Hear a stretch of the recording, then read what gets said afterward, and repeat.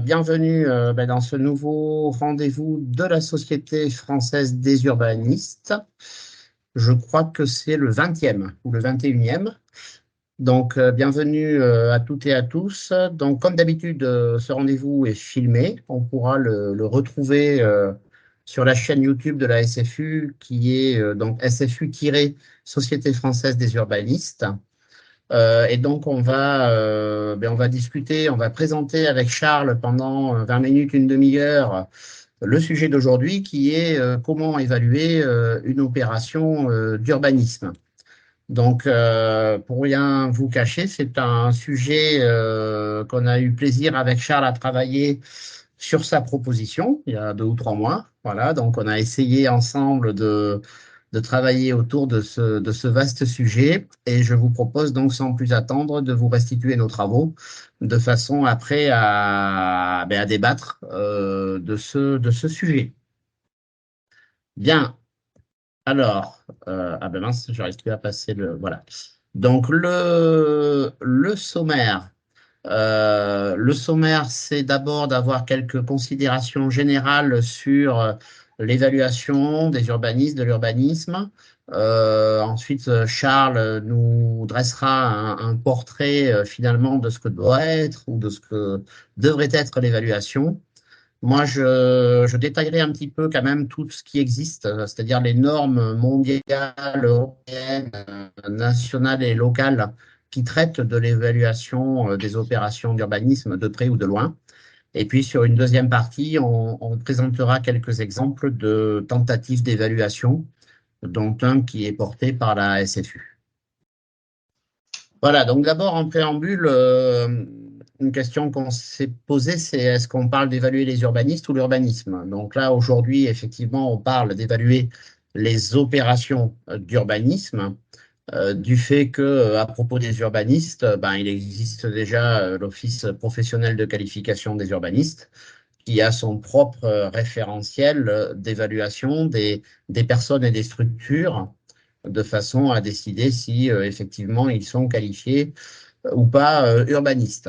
Ce qu'on peut quand même remarquer, c'est que les 7 domaines de l'OPQU, c'est donc l'analyse et la prospective territoriale, la conception urbaine, la production d'opérations, la gestion urbaine, la coordination et la conduite de projets territoriaux et urbains, l'animation de projets territoriaux et urbains, la production des savoirs. Donc on voit à travers ces 7 domaines que finalement l'opération d'urbanisme, c'est parfois un mix, ça peut être de l'animation, de la coordination, de la gestion, de la production.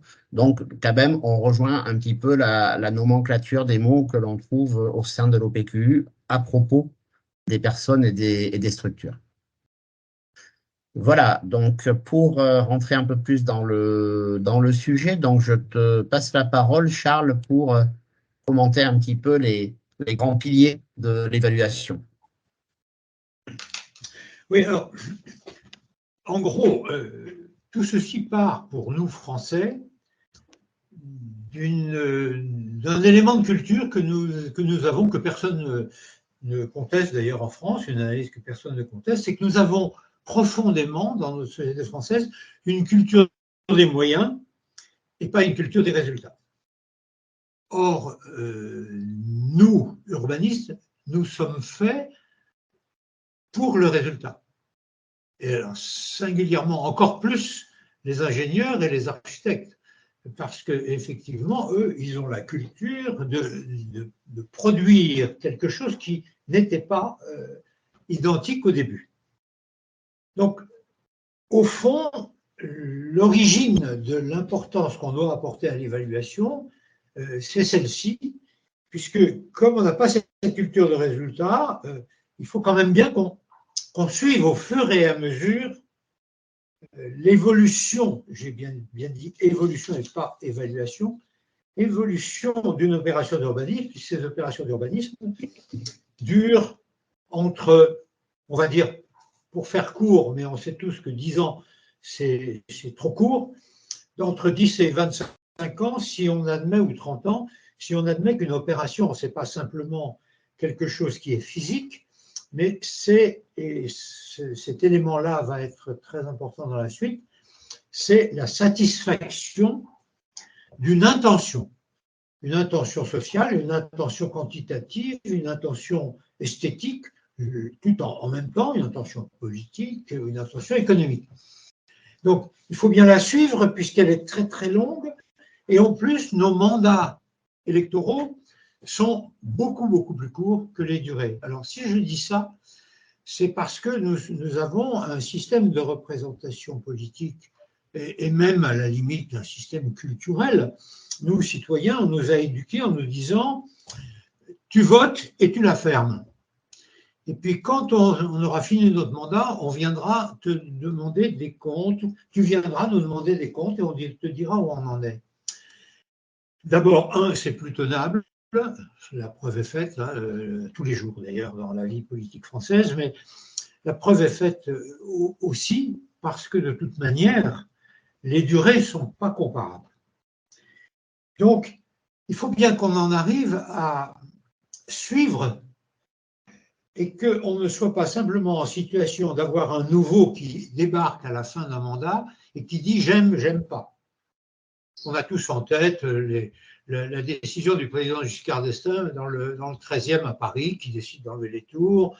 On a tous ces exemples en tête, ce n'est pas la peine de les rappeler. Donc, l'évaluation est un état d'esprit et surtout pas un prétexte pour modifier un projet, pas du tout. Elle est ensuite un état d'esprit destiné à renouveler régulièrement l'attention portée à un projet. C'est-à-dire mettre ses auteurs en situation de reporting, c'est-à-dire de nous expliquer où ils en sont, et mettre une équipe dont on va parler en situation de faire la comparaison entre l'évolution du projet et la situation dans laquelle au départ il avait été prévu qu'elle soit à une date donnée. Donc, j'arrive au point 3. Cette évaluation représente une étape impérative du projet. Et comme étape impérative du projet, il faut qu'elle fasse partie du projet. Et quand on parle de projet, que ce soit d'ailleurs l'élaboration ou la modification d'un PLU ou d'un schéma directeur, ou etc., on parle de projet, ce n'est pas seulement l'opération de construction à la Véronique Bégade, hein, si vous voulez, ce n'est pas du tout ça. C'est tout ce que nous savons être un projet de développement ou un projet d'organisation ou un projet d'ordre social. Alors, il faut que cette étape impérative, ces étapes impératives, soient constitutives du projet, c'est-à-dire qu'elles fassent partie de la constitution, c'est-à-dire qu'elles fassent partie du contrat initial. Il faut qu'il soit écrit le 31 décembre ou le 25 octobre 2027, il sera procédé à une évaluation et cette évaluation correspondra à l'analyse de, pour que en aucun cas l'évaluation soit confondue à la modification du projet ou à un nouveau réexamen de l'opportunité du projet. C'est pour ça qu'il faut que ce soit absolument contractuel. Et quand on dit contractuel, donc ça définit celles des opérations d'urbanisme qui sont concernées par tout ce que nous essayons de dire aujourd'hui. Alors, le caractère, c'est un caractère descriptif destiné à être publié. Une évaluation n'a d'intérêt que si elle est publique. Et vous voyez que tout de suite, tout change. Ça veut dire que les opérateurs techniques ont un devoir d'exposer et accent aigu du point où en est leur conception et leur exécution.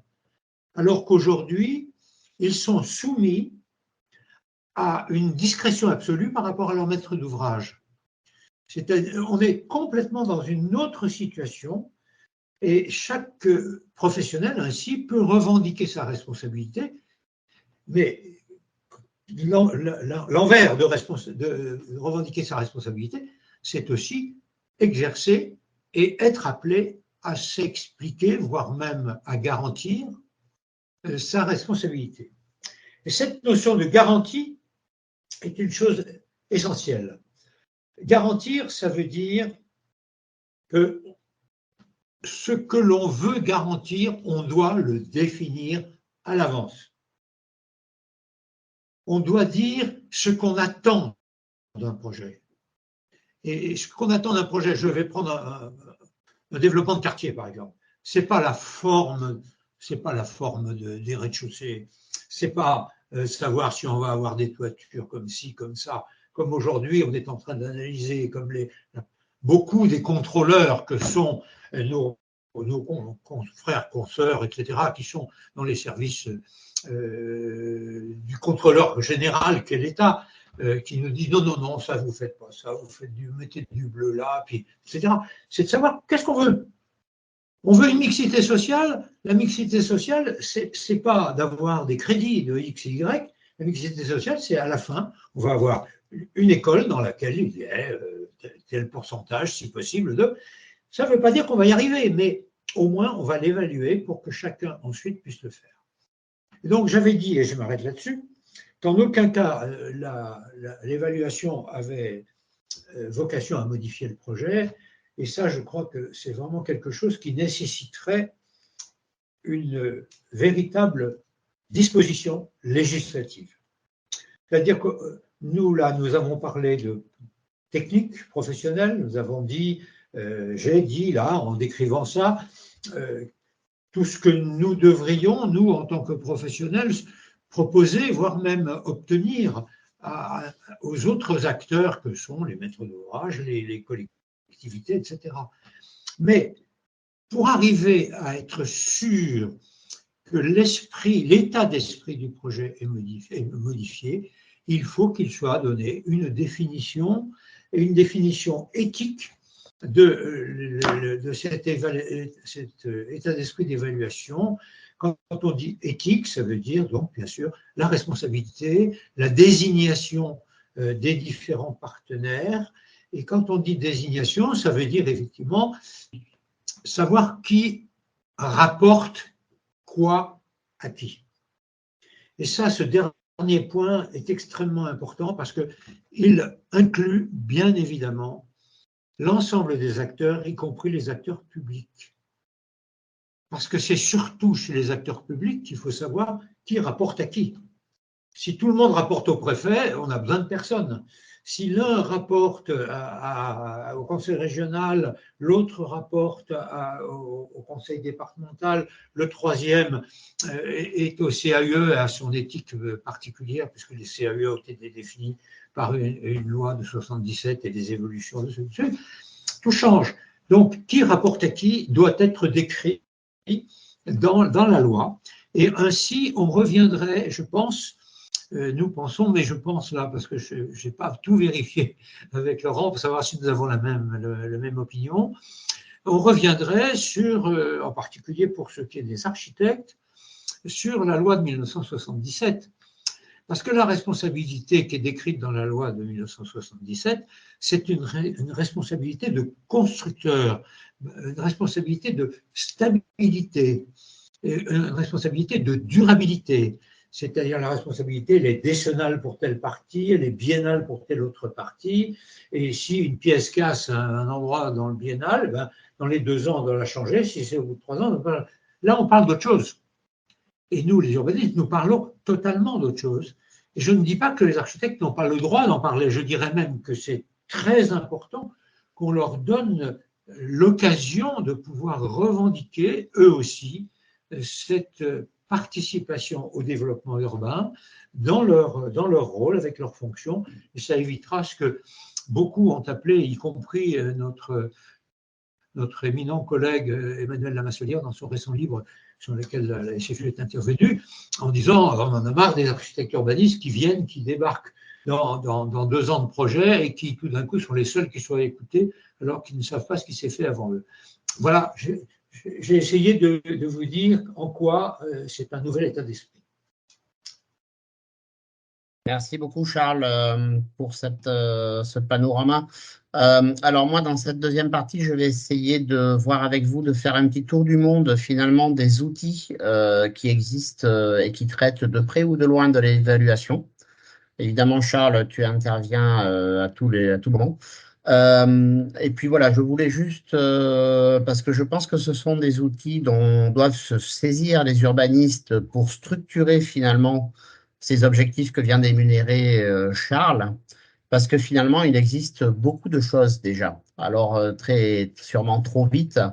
D'abord, on peut noter que, disons que l'ensemble des normes mondiales qui traitent de l'évaluation, que ce soit enfin, dans tous les domaines, hein, l'industrie, etc., mettent toutes le même processus en œuvre, hein, qui est donc le processus PDCA, donc Plan, Do, Check, Act, qui est finalement la structure de toutes les normes mondiales qui traitent de l'évaluation. Et ce que vous avez à l'écran, là, le petit schéma, c'est la traduction un petit peu de cet état d'esprit, cette définition de l'évaluation mondiale dans la norme 3701 qui traite des territoires et des communautés durables, où on retrouve finalement un petit peu ces cycles de planification, support, réalisation, je fais quelque chose. Et puis on voit tout en bas là des étapes opérationnelles, l'évaluation. L'évaluation qui elle-même peut revenir dans les étapes stratégiques qui sont à gauche sur l'amélioration, etc. Donc on voit que finalement il existe déjà une sorte d'entente mondiale sur des briques qui permettent de construire l'évaluation. À propos de l'urbanisme, la brique essentielle qui a été donc normée en ISO, c'est-à-dire applicable partout dans le monde, il y a maintenant 6 ou 7 ans, c'est la 3701, donc qui propose en fin de compte une évaluation basée sur des domaines d'action et des finalités. C'est une grille, comme on peut le voir, qui permet, disons, d'avoir un guide qui permet de cocher, d'évaluer finalement l'ensemble de la matrice qui traite en théorie de l'ensemble des aspects de la ville durable. Alors, la difficulté quand même, c'est que toutes ces normes mondiales traitent de la ville durable et non pas des opérations d'urbanisme. Donc, il y a sûrement un volet de l'évaluation qui échappe à ces objectifs. Mais malgré tout, on retrouve bah, voilà, dans les domaines d'action la gouvernance, l'éducation, l'innovation, la créativité, la santé, la culture, le vivre ensemble, l'économie et la consommation durable, le cadre de vie, la sûreté, les infrastructures, les mobilités, la biodiversité. Et puis, vous voyez que dans les finalités, donc, qu'est-ce qu'on cherche à travers tous ces domaines? C'est l'attractivité, le bien-être, la cohésion sociale, la résilience, l'environnement et puis l'utilisation rationnelle des ressources. Donc voilà, cette norme pour évaluer, disons, une opération d'urbanisme à un temps T, moyennant sûrement quelques petits compléments, je pense est un guide intéressant, d'autant plus donc qu'il est partagé par tous les acteurs mondiaux de la ville durable. Donc, si tu me permets, Laurent, si tu m'autorises Oui, à le faire, je voudrais simplement que chacun d'entre nous. Ah non, tu laisses bien le slide d'avant. Chacun ok. d'entre nous regarde à gauche. Quand tout à l'heure, je disais, il faut que ces choses soient décrites dans le contrat pour pouvoir l'évaluer. Ce n'est pas la peine d'être très innovant. Il faut peut-être ajouter une ou deux lignes, mais il faut par contre déjà décrire celles-ci qui sont déjà dans une norme et qui est déjà une norme applicable en France. Donc on n'est pas simplement en train de parler de manière comme ça, l'idéal serait que. On a déjà une grille de 6 critères et il suffirait d'en ajouter peut-être un ou deux, mais surtout déjà de bien décrire cela en termes d'attractivité, en termes de bien-être. Vous vous rendez compte les mots qui sont là? C'est nos mots à nous. Voilà, merci. Oui, tout à fait. Alors justement, la 3709, qui elle est beaucoup plus récente, elle est sortie il y a 2 mois, en fait, est issue de cette volonté de traduire la grille qu'on vient de voir dans un cadre plus opérationnel pour à destination principalement des aménageurs. Donc on a, bon, en termes un peu franco-anglais, ça s'appelle ici des développeurs de projets. Mais voyez le titre, hein, c'est bien répondre au principe du cadre ISO 37101. Et il s'agit d'une norme guide, c'est-à-dire c'est une norme qui propose une lecture et des recommandations finalement pour bien traiter la grille qu'on vient de voir dans une opération d'urbanisme. En particulier, elle propose de développer 4 outils. Donc, la cartographie des acteurs territoriaux, c'est bien ce que disait Charles sur qui reporte à qui, etc. Des outils d'analyse de pertinence, on retrouve ici un petit peu les diagnostics de pertinence dont parlait également Emmanuel de la Masselière sur Europa City, par exemple. Les opérations, les outils d'amélioration de l'alignement, notamment les imbrications des échelles. Voilà, comment est-ce que les évaluations communiquent de l'échelle de l'opération vers des sphères plus larges et inversement. Et puis les outils de transfert qui, eux, essaient de fluidifier en fait le cycle de vie de l'opération. Donc, on va dire imagination politique, conception, construction, exploitation, voire destruction une fois que quelques siècles après. Euh, donc, par exemple, cette norme a fait également le point sur toutes les normes mondiales qui peuvent alimenter la 3701. Donc ici, c'est un peu compliqué, mais on voit quand même à gauche qu'on a des normes qui traitent du management, donc les 1401, 9001, 26000. Voilà, le management en termes environnemental, management de la qualité, responsabilité sociétale. Ça, ce sont des normes qui traitent plutôt des processus. On s'assure en fait qu'on a bien fait les choses pour manager correctement une opération. Et par contre, à droite, vous avez des normes qui traitent beaucoup plus d'indicateurs précis. Donc aujourd'hui, il en existe 3. La 120, ce sont les indicateurs pour les services urbains et la qualité de vie. La 122, c'est les indicateurs pour les villes intelligentes. Et la 123, c'est les indicateurs de performance pour les villes résilientes. Donc là, dans ces normes-là, on va trouver finalement tout un tas de lignes qu'on l'on peut mesurer et que l'on doit même mesurer si on veut être raccord avec la définition de la qualité mondiale de ces sujets-là. Donc voilà, on voit qu'il existe énormément de choses finalement en termes mondiaux. La lecture des normes n'est jamais un exercice facile, mais je pense que les urbanistes devraient profiter quand même de toute cette littérature pour affirmer leurs compétences en termes d'évaluation des opérations. Quand tu dis mondial, c'est applicable en France. Absolument, oui. La France, Hein, via l'AFNOR, reste en adhère à français toutes comme les dirait normes. l'autre. Ceci nous est opposable. Absolument, oui. Les normes ISO sont des normes mondiales, mais l'AFNOR les ratifie systématiquement, on est obligé, puisqu'on fait partie de l'ISO. Alors ensuite, on a les référentiels européens.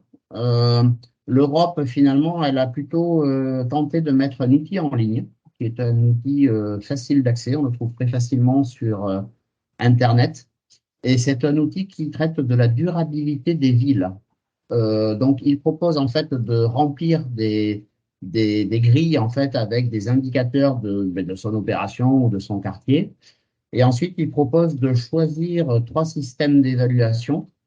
Donc, on a d'abord le référentiel européen qui s'appelle Reference Framework for European Sustainable Cities. On peut choisir donc de qualifier son opération par rapport à ce référentiel européen. On peut aussi choisir de le qualifier par rapport aux objectifs de développement durable de l'ONU, hein, les 17 ODD. Ou alors, on peut choisir de regarder la qualité de son opération par rapport à ce qu'on vient de dire sur la 3701. Donc, c'est intéressant parce qu'on peut jongler en fait entre 3 référentiels qui font un peu aujourd'hui parler d'eux. Et puis, ce que permet aussi cet outil, c'est qu'au fur et à mesure que des opérations sont évaluées, elles sont enregistrées et donc on peut comparer sa propre opération à des enregistrements sur d'autres endroits ou d'autres quartiers de façon à être un peu à se comparer et puis à voir s'il y a encore des pistes d'amélioration par comparaison. Donc ça, ce sont les référentiels européens. Et puis je finirai sur les nationaux et les locaux. Donc en France, on a principalement réalisé les indicateurs sur les écoquartiers, que voilà. Donc il y a 20 indicateurs qui sont regroupés en 4 grands défis. sobriété, résilience, inclusion, création de valeur. Bon, je ne rentre pas dans le détail. C'est réellement la grille écoquartier, c'est-à-dire que là, on voit tout à droite qu'à la fin, les indicateurs sont quand même des choses objectives et chiffrables. Et donc, on peut effectivement, en tout cas, si on veut prétendre au label écoquartier, il faut remplir, il faut essayer d'imaginer toutes ces évaluations en amont. On a également le référentiel sur les écocités, mais qui ne traite que de l'innovation. Donc, pour être une écocité, finalement, il faut simplement innover. Et puis ensuite, on a deux systèmes qui sont réalisés par Certivea, qui sont le HQE aménagement et le HQE territoire durable. Il y a également le HQE infrastructure. Et ce qui est intéressant, c'est de bien réaliser que ces trois HQE, contrairement au HQE bâtiment, qui, lui, qualifie les bâtiments sur des choses très, très objectives, le HQE aménagement territoire durable ou infrastructure ne propose qu'une démarche, un processus de gouvernance. C'est-à-dire, l'évaluation ne sera pas la qualité du projet, mais elle sera de savoir si on a bien respecté toutes les étapes de partage, de discussion, d'organisation de la gouvernance qui permettent ou qui auraient permis ou qui devraient permettre de réaliser une bonne opération, en tout cas durable, d'urbanisme. Voilà, et donc ça m'appelle justement à passer un petit peu à la troisième partie, parce que ce qu'on voit à travers toutes ces normes quand même, c'est qu'il existe deux grands courants. Il y a les normes qui traitent des processus, donc évaluer le fait que on respecte bien toutes les étapes qui permettent de faire une bonne opération d'urbanisme, pour parler un peu vite. Et puis il y a les normes qui traitent des choses à évaluer, des choses objectivables à évaluer. Et je pense que au titre de l'urbanisme, ben, effectivement, l'urbaniste, c'est avant tout quelqu'un qui sait organiser justement tous les documents préparatoires dont parlait Charles, qui sait les porter devant les gens qui décident, qui sait les transmettre à d'autres gens qui décident s'ils changent, etc., dans la durée. Ça, c'est la partie processus. Et puis, il y a la partie évaluation des résultats où là, on peut effectivement faire appel à tout un tas de méthodes, hein, que ce soit des prises de vue, des capteurs, des chiffrages, etc., qui permettent donc d'objectiver la qualité de l'opération elle-même. Et je pense que tout l'art de l'évaluation, c'est de toujours avoir conscience un peu ces deux sujets et d'arriver à bien les recoudre dans la marche de l'opération.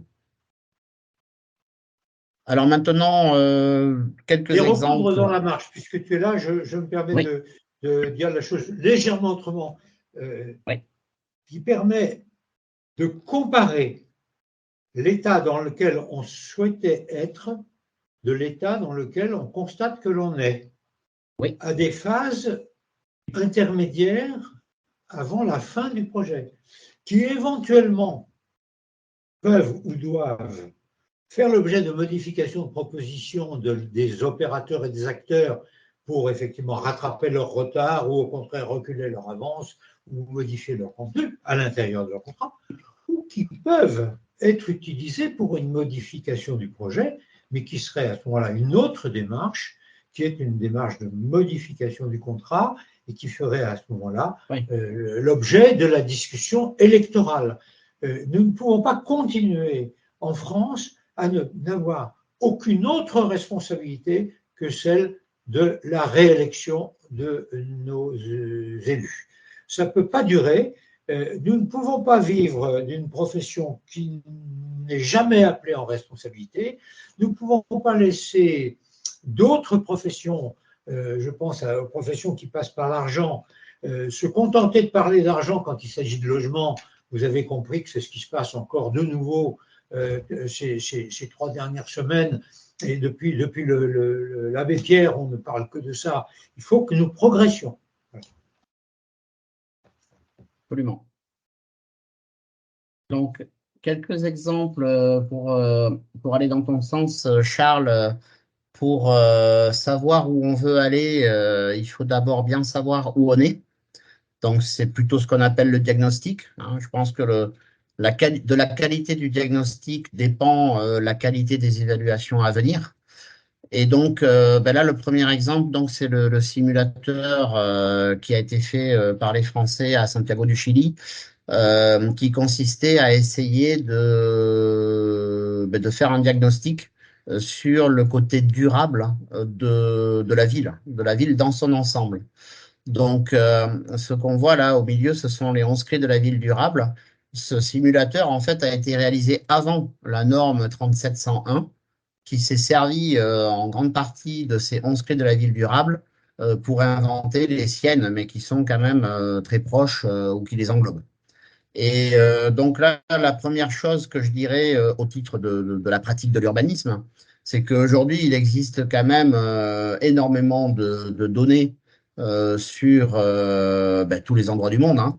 Donc finalement, la qualité et la nature même des diagnostics est en train de changer. Elle change extrêmement vite. Aujourd'hui, sur Santiago, on peut simplement, en récoltant toutes les données open source qui existent, arriver à qualifier ces sujets de densité urbaine, équité sociale, économie, emploi, connectivité, avec des choses assez objectives et chiffrées. Ce qui a également caractérisé cet exercice, un petit peu comme ce que tente de faire l'Union européenne avec son simulateur, c'est que on avait remarqué à l'époque que la maire Carolina Toa avait énormément de mal finalement à théoriser ces chiffres sur l'efficacité de sa ville. Et donc, on avait fait le même exercice sur d'autres villes, Paris et Buenos Aires en particulier, de façon à pouvoir travailler en mode comparatif. Et là aussi, je pense que la SFU, en tant que société savante, doit pouvoir divulguer des étalons, des quartiers de comparaison qui permettent finalement d'affiner le diagnostic et de mieux préciser où est-ce qu'on veut aller et du coup de mieux définir effectivement les critères d'évaluation que l'on fera, comme tu le dis, Charles, à intervalles réguliers dans l'opération. Le deuxième exemple, c'est un quartier que j'aime bien, que j'ai travaillé il y a 20 ans, donc enfin non, j'exagère, il y a 15 ans, donc c'était, à l'époque, on ne parlait pas du tout, quasiment pas d'écoquartier ou d'évaluation. Et on avait donc tenté avec les élus et les services de Strasbourg, ici on est à Strasbourg, de regarder comment est-ce qu'on allait évaluer la performance du quartier que l'on imaginait. Alors, bon, la première chose intéressante, c'est que depuis, le quartier est construit, donc on peut réellement l'évaluer. Mais la méthode qu'on avait essayé d'imaginer à l'époque, c'était de dire, bon, finalement, l'évaluation, elle va être différente selon l'ambition que l'on va donner à chaque thématique du quartier.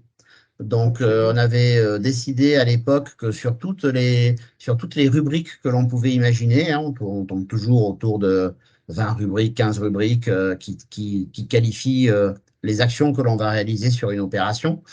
Ben, il y en avait certaines que l'on laissait en niveau base, c'est-à-dire que finalement, sur celle-là, nous, en tant que concepteurs, ingénierie, urbanisme, on s'engageait simplement à respecter l'état de l'art de ce qui se fait de mieux aujourd'hui.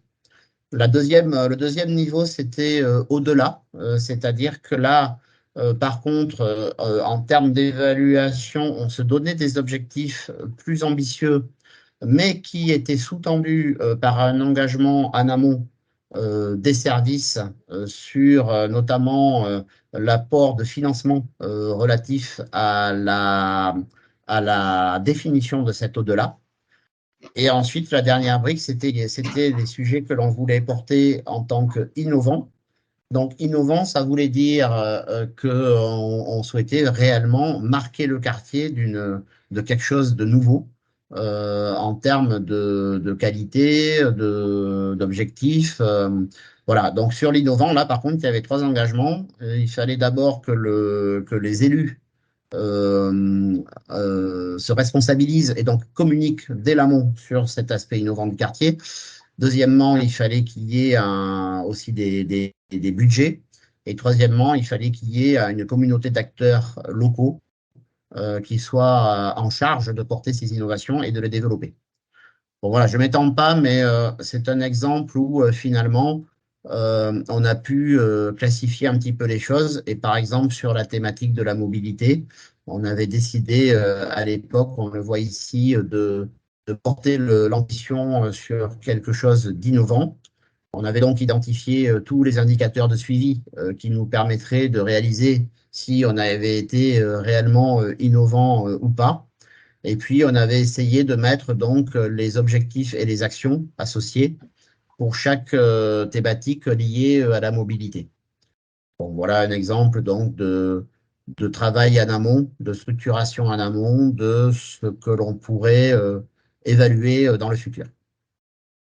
Et puis le troisième et dernier exemple, bah, c'est celui qui est très d'actualité, c'est les travaux que réalise la SFU sur l'évaluation des cités jardins. Donc là, mon propos n'est pas de dire que c'est la meilleure méthode du monde, mais c'est de revenir sur cette différence entre les étalons et l'évaluation. C'est-à-dire que là, sur les cités jardins, au titre de la SFU, on a inventé cette grille de lecture qui permet de comprendre en quoi un quartier existant, même s'il est très ancien, en fait, divulgue des qualités ou des savoir-faire perdus qui sont objectivables et chiffrables.